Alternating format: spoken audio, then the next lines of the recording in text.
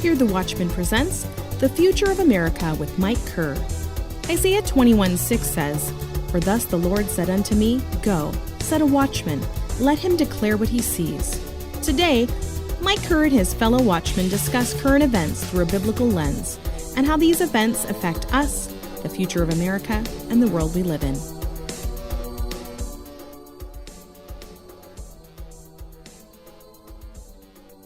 Hi, everybody. It's Mike Kerr from Here the Watchman, and we're here today on this episode of The Future of America to talk with one of my dearest friends in the, what do we want to call it?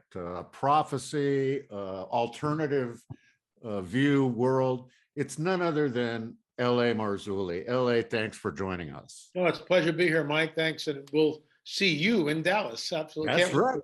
L.A. is going to be one of the speakers at the Eyes to See conference held in Grapevine, Texas at the Hilton DFW Executive Lakes Conference Center and Hotel, where Here the Watchmen all began several years ago. And this conference is going to be powerful, you guys. We have a great lineup of speakers: Pastor Paul Bailey, Dave Hopkins, Jamie Walden, Dr. Michael Lake, Thomas Dunn. The list goes on and on. It's going to be amazing. Just go to hearthewatchmen.com and get your tickets now. Tickets are going quickly. Seats are filling up. Get on board. Use the promotional code LA20 and you will get $20 off the purchase of your ticket. We need to see you there. This is a chance for us all to gather again. It has been 2 long years since we've really been able to do it. So LA, you've been in the past couple of years very busy putting together your home in an undisclosed location that you lost to a fire, which I happened to be with you when you got the news of that. So bring us up to date. What is L.A. Marzulli doing? Well, I have marching orders for a new book. I'm working on it. A lot of research is going to go into this one, so it's going to be slow. I doubt it will be out this year, but we'll see. I'm working on episodes 2, 3, and 4 of the UFO disclosure. Number 1, you can see by going for free by going to my YouTube channel, L.A. Marzulli. Just click on any of the daily shows that we do. Scroll down in the text box and you'll see the link.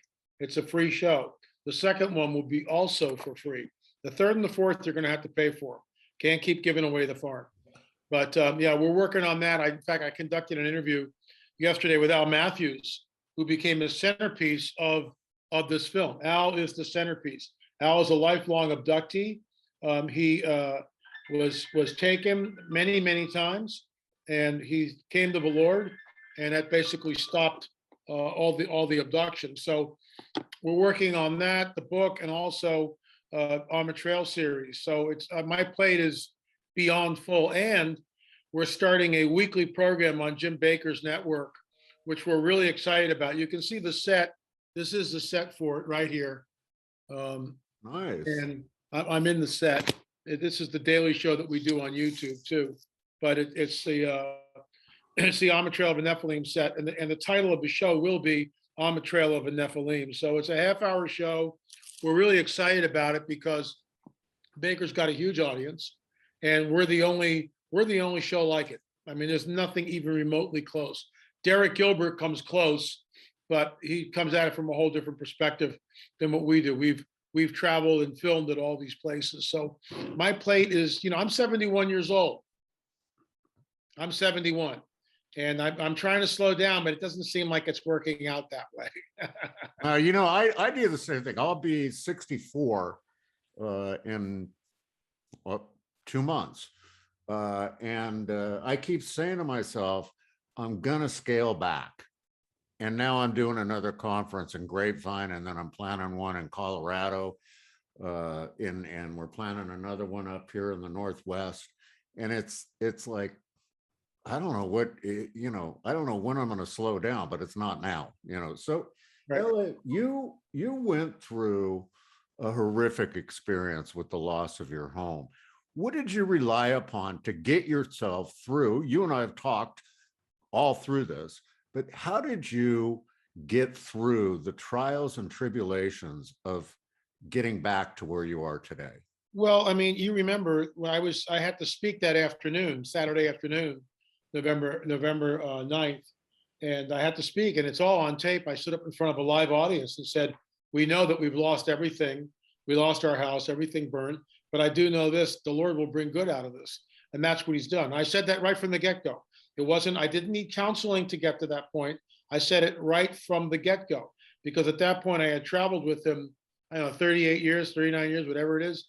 Yeah, 38 years. And I just knew that, okay, we're up against the wall here. And when we got back, Mike, everything was gone. My library, my research library, we're talking like, I don't know, 1,500 books, whatever, dog-eared, marked, highlighted, clipped on, all sorts of notes on the back, all gone. And it's irreplaceable. So it's all here and in here. That's it. That's where it's residing. That was the big loss for me. But I mean, I never wanted to see the place. And that was in November. And in May, I just got back from Peru with Timothy Alberino filming down there with his crew. And we had to fly back because we were in litigation with the lawyers and, not a class action, but we were in litigation against Edison. And they did pay out, which enabled us to rebuild. Otherwise, we didn't have enough money to do so. So we flew back in May, and lawyers were here. Our good friend Benarbi was here, who's helped us keep the gardens and stuff pruned and up to date. My daughter was here. We had our engineer Dale Kessler, who had volunteered to help us rebuild. I said, no, we're not going to rebuild. And a whole bunch of people, man, whole bunch of people. So everyone leaves. Peggy left with my daughter Sarah, and I'm alone on the property. And so 38 years prior to that, I was living in the guest house, which I'm in the new studio now, which is built on the footprint of the old guest house. And I was a brand new Christian. I was months behind in my rent because Jimmy Carter was president, interest rates were 21%. I had my only spec house on the market. We couldn't sell it, sitting there for 2 years, right? So I was stacking river rock up to work off my debt to my landlord. And I was landscaping the property. That river rock circle, part of it is still there. Most of it got scraped because of FEMA, but the Lord had me pick up a stone as I was, making this one circle. And again, part of it's still there. And the Lord spoke to me as clear as can be. And he said, LA, this is your land. This is yours. You're doing this for yourself. And I said, how is it possible? I mean, the furthest thing from my mind was buying anything. I was 3 months behind in the rent. We had a house that wasn't selling. And then 7 years after that, we closed escrow on it, kind of like Jacob. We closed escrow on it. When I got that word, I didn't know Peggy, right? So fast forward, and I'm going to get up and I'll show you guys something. So fast forward now, it's 2018, and the fire has devastated. We've lost everything. It's May, and I'm up by myself in what was the upper deck, but there's nothing there. It's all scraped, okay? It's all scraped. And this is the studio. Wow. Yeah. Looking good, brother. Yeah. Pretty cool. And this is the another shot from this side. Wow. And that's the edit suite right there. That's where I do all the work. Nice. So the Lord has me go down to that circle, and he goes, pick up a stone. It's your Ebenezer stone. Pick up a stone. It's your Ebenezer stone, your promise stone. And he says, LA, the land is yours. The land is yours. So I broke down and wept like a baby, right? All by myself, just wept like a baby. I go back and tell Peggy, she says, I'm not buying this. So we're at the airport, and she goes, oh my gosh, what is that? And I go, where? And she goes, right there. And here's this billboard, which was about 8 feet long and 3 feet wide. And this is what it says. Wow. A billboard. Dear LA, this land is yours. Are you flipping kidding me? To, it's Los Angeles. It's not L.A. dot. Right. It's LA, no dots, no Yeah. dots. L dot A dot, this land is yours. And it was just, we looked at each other. Anyway, I went back and drew up the plans. Dale Kessler did all the engineering on it. The home is built, and get this, and this caps off the story. You can't make this stuff up. I mean, you just can't make it up, and you can't outdo the Lord, because he's good and he's good all the time. And those just aren't words. I've lived through it. So we moved to Oklahoma and closed escrow on February 9th. All right.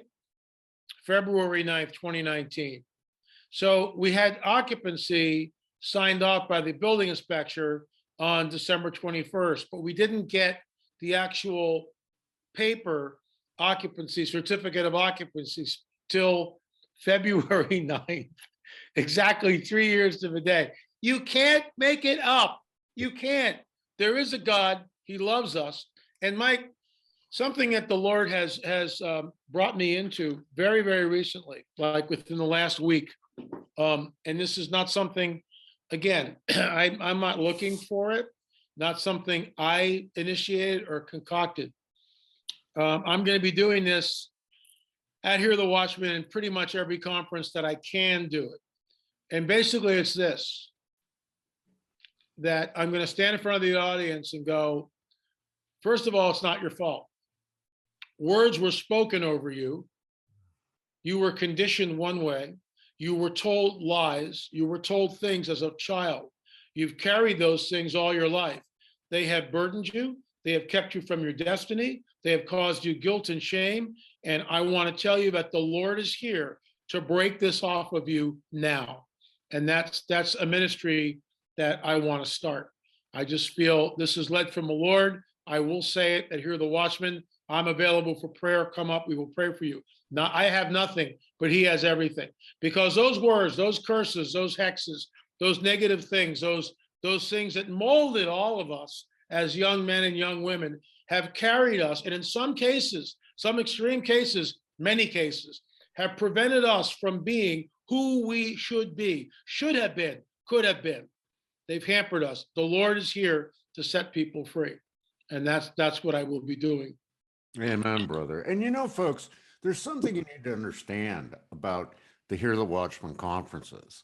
You'll hear a full meal of experts talking about different things. You may not agree with everybody, but they'll make you think. That's for sure. And they're all highly accessible. LA, when you're there, you're always meeting with people at your table and in the lobby and having breakfast. You're there and available. Everybody is, isn't that right? Oh yeah, and that's how it's supposed to be. I mean, I won't mention any names, but there are some big celebrities in Christian circles who only come down when they speak, and then they're whisked back up to their hotel room and you never see them again. And for me, part of the absolute joy is meeting the folks and talking to folks and praying with folks. And I love, at Quail's conference, the line went on for 2 days straight. It never ended. And I don't remember who I prayed for, but we prayed for, I don't know, maybe 1,000 people. That line went all the way through the building, and it was non-ending. And so I know that, Russ isn't there. And I think the Lord is like maybe passing some of that mantle around. And that's the one thing I came up with, that I didn't come up with it. The Lord said, this is what you're going to do. You're going to announce it, and you're going to pray with people that want to come forward and have it broken off of their lives. And I said, amen. Amen. So get out there, folks, and pray with LA. You bring up Russ, and it's devastating not to have him. I can't even, Mike, I'm still trying to deal with the grief. There's not a day that goes by I don't think about Russ and Shelley, not a day. No. I miss them. Peggy and I miss them terribly. Russ and I were at about 90 conferences together. Yeah. And and now Tom Dunn is picking up the torch, so to speak, and he worked with worked with Russ side by side for many years. Many years. And Tom will be doing a deliverance room, just like Russ used to do, where he'll be available to pray and talk you through the things that are holding you down and help you to break those chains. He'll have a couple of other people in there who will be praying and able to talk to you. So this is something you don't want to miss. And let's look at that for just a second, LA, before we close out here. Everything is changing, not only in America, but around the world. We are at a point now where people are like, okay, I'm over this whole COVID thing. It's time to get back to life. Praise Jesus. You've got American Airlines beginning to serve hot food February 1st. You've got Southwest Airlines announced today that they're going to return to alcohol service, and some of the other airlines are doing the same thing. You see mandates dropping everywhere across the country. Except for that moron that's in the White House who doesn't seem to be in touch with reality. But, I'm just going to sidetrack for 1 second. This is a man who's giving away crack pipes and claims that he's doing it to help those who are addicted to drugs. Yeah, the guy's an idiot. The guy, how do you possibly process that in your brain? You can't. It's and this is the leader of our country. Are you kidding me? Who stole the election? Don't get me going. It's a travesty. Yeah. But anyway, so we have all that stuff going on and things are getting better, but LA people are still a little concerned about, how am I going to travel to Grapevine? What if something happens and they blah, blah, blah? What do you say to that? I say you walk out on faith. I don't believe we're going back. People have had it up to here. I do my daily show every single day and report on this. It's not on YouTube. Armatrail of a Nephilim is on YouTube, but the other show is on Rumble, Roku, and BitChute, because I can't talk. I can't say what I want to say. I will be deplatformed for, all sorts of reasons. So we don't even go there. We play the game. So I do 2 complete different shows every single day.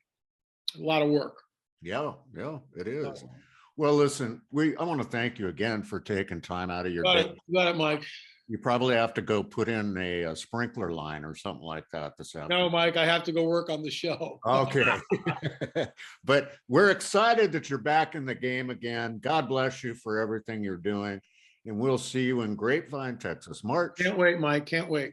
Yeah, can't wait. March 17th through the 20th. Don't forget, use that promotional code LA20, no dots, just LA20, and save yourself $20 on your ticket.